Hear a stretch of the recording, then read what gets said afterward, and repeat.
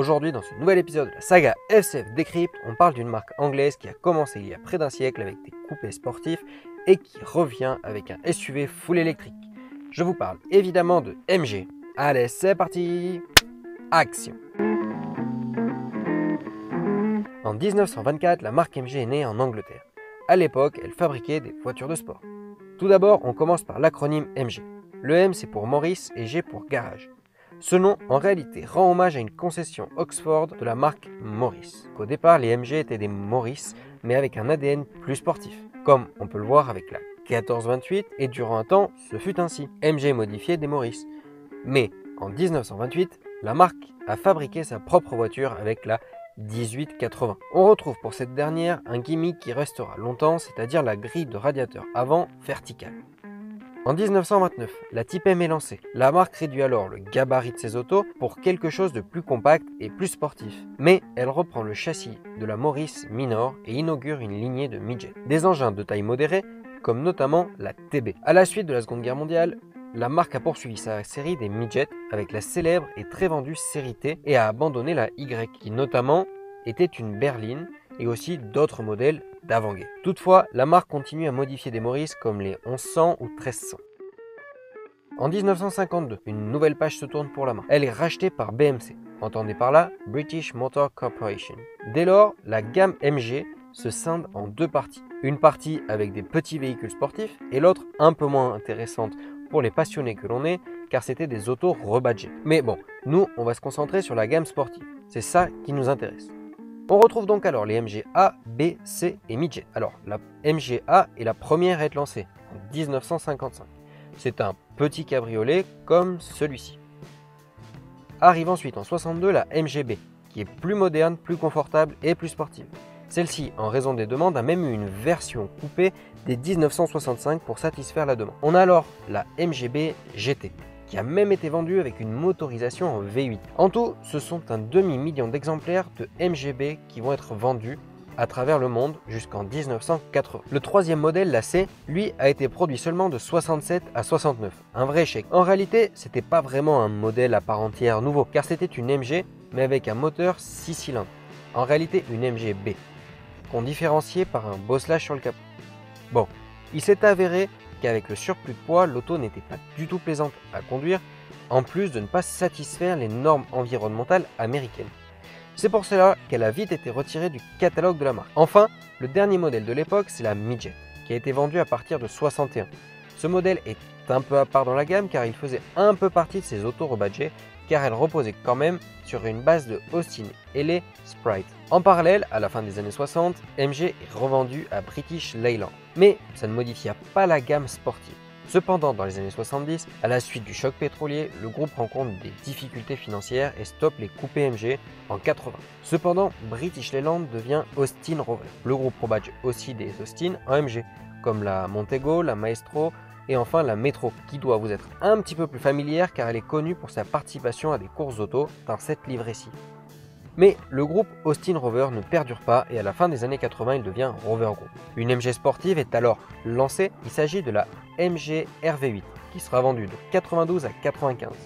Il s'agit d'un modèle néo-rétro qui reprend les bases de la MGB cabriolet mais avec un moteur V8.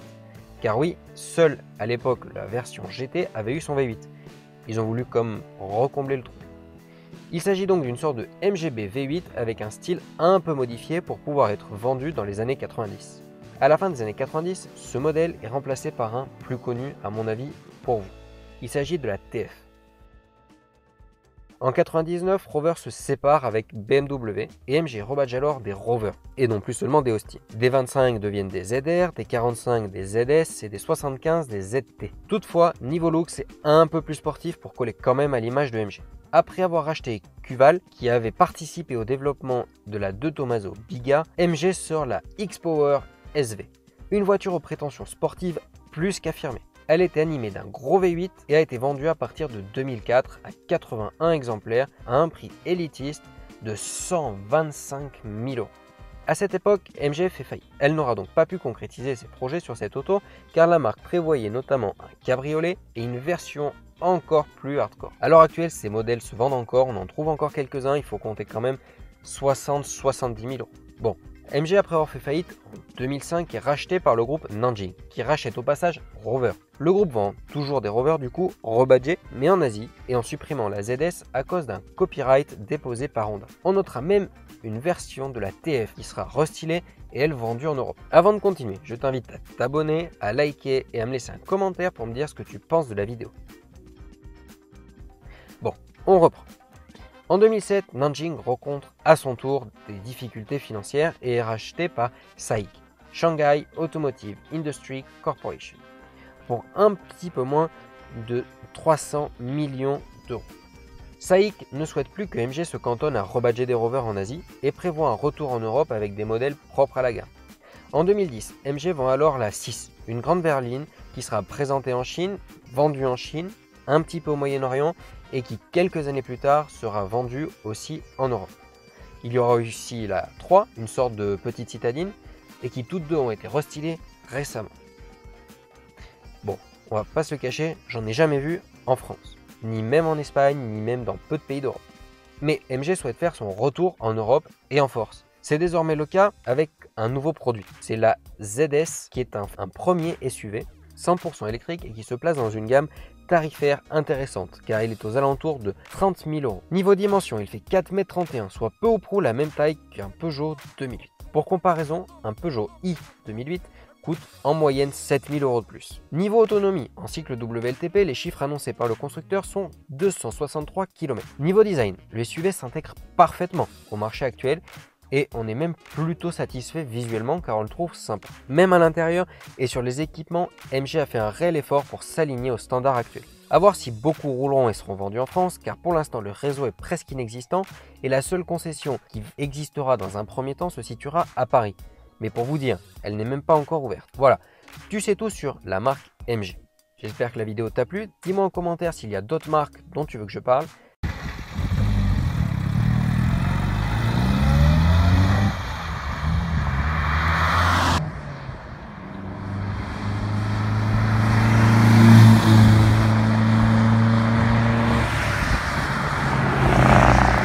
En attendant la prochaine vidéo, je t'invite à me rejoindre sur Twitter pour de l'actu en temps réel et sur Instagram pour du car spotting.